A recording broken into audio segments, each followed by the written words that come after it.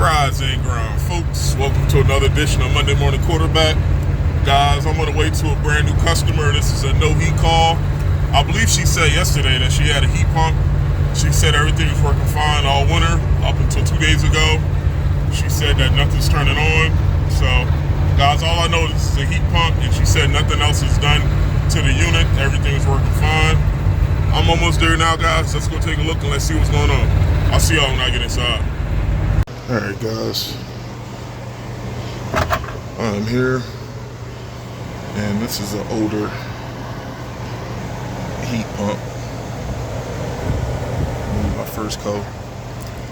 And yeah, guys, the customer just said that she had it up to 72, and right now it's 65 in here. And guys, all I just did was I just turned the thermostat to heat and cranked it up.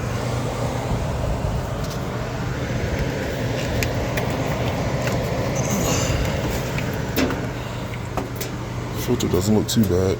I'm just going to keep this out for a second. But guys, what I'm going to do, I got to put the doors back on. My suction line is not hot. So I didn't even go outside yet to see if the heat pump is on.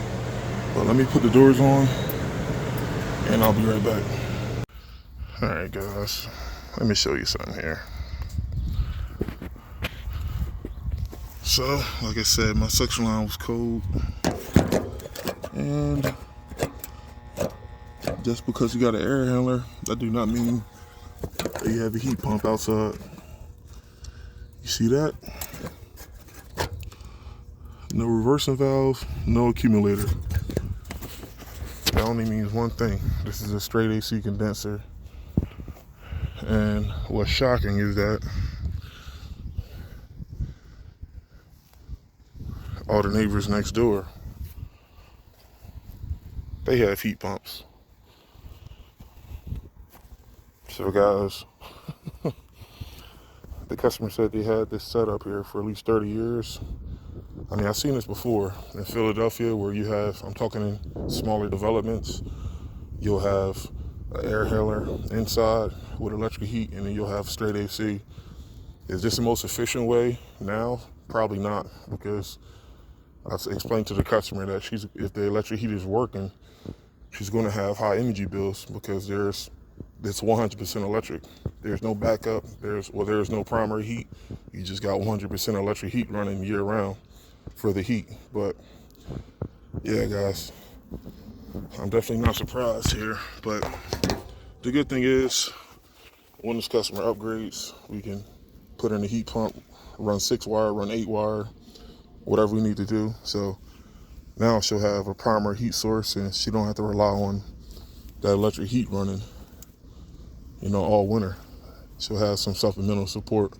But yeah, guys, what I'm gonna do is I'm gonna go back inside. That thermostat it took a while for it to turn on.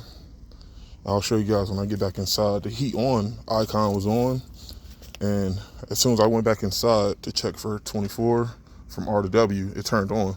And that's without me disconnecting anything. I don't know what's going on.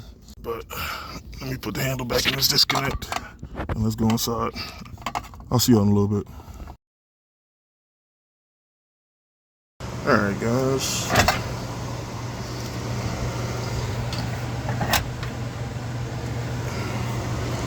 I got the new thermostat in.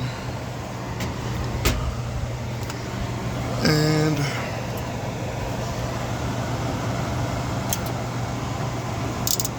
just checking my electric heat. Cool. And I explained to the customer that this is an older heat pump. Well, I'm calling this a heat pump. This is an older air handler and an older condenser, but the best thing we can do is just keep it clean. And this customer knows that she's probably gonna have to replace this, either the air handler or both, the air handler and the condenser, probably within the next year or two. But I explained to her that since today we just had to replace the thermostat, we told the customer if we can keep this air handler and condenser as clean as we can, hopefully that will buy them enough time to save up for a new system before this thing craps out, because According to the customer, nothing got replaced, but looking at these burn marks, yeah, guys, I won't put anything past a 20-year-old unit.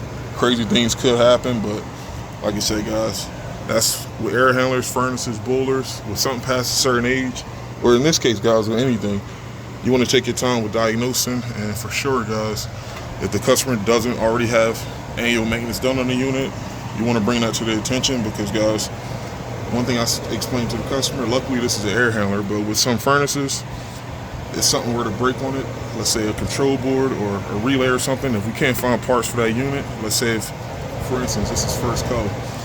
If First Co. stop making parts for a particular furnace or air handler, then there's nothing you can do in regards to fixing the unit.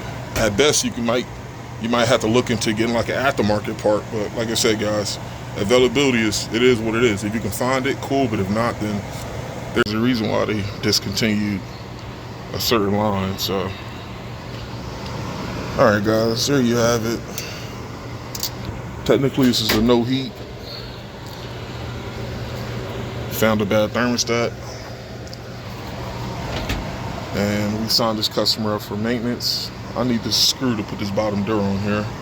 But yeah, guys, moving forward, we can stay on top of keeping this unit clean, and hopefully we can get some more time out of this unit. But we also let the customer know that now is the time to start saving up to invest in a new air handler and condenser.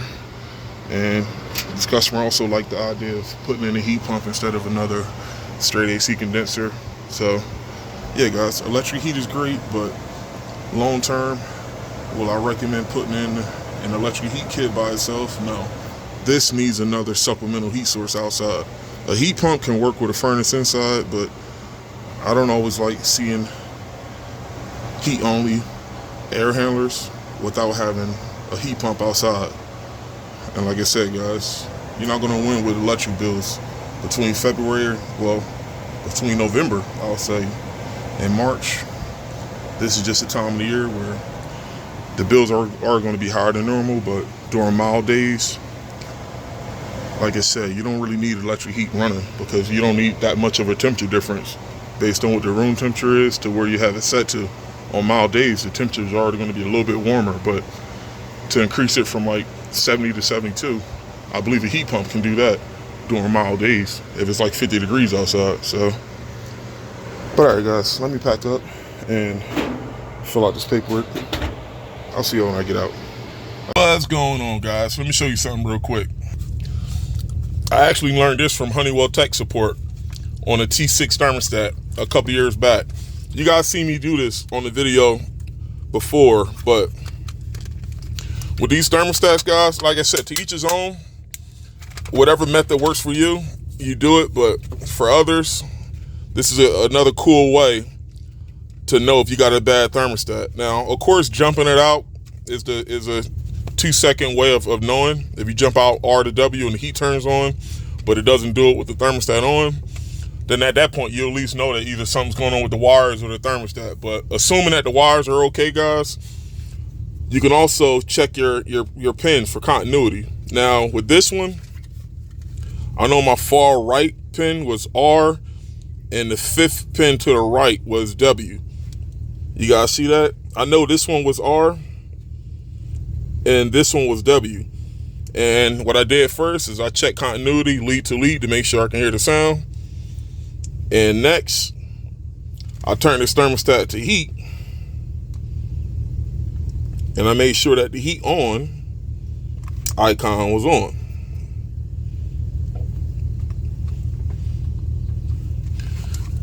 You guys see that? The heat on thing? Now, if this thing says heat on, between R and W, you should have continuity. And the first time I did have continuity, so I'm like, all right, maybe it was a glitch in the thermostat. I turned this thing off and turned it back on. No time delay. The thing say heat on, and I wasn't getting continuity. So guys, that's how I knew that, based on the thing turning on as soon as I got there, but it took a little bit longer.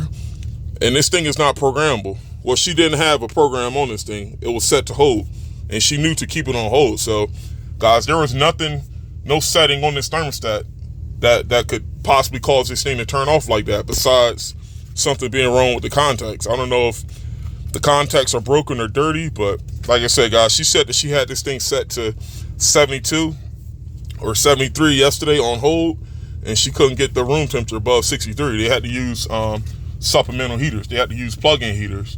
So, guys, yeah, that's, like I said, that's just another thing I did. But, guys, I'm on the way to another call.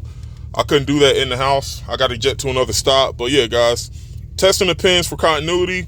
On older thermostats, you might not have to do this, but with the newer ones, if you guys do run across a T1 or a T6 and you feel as though, you know, hold on, is this thermostat really calling?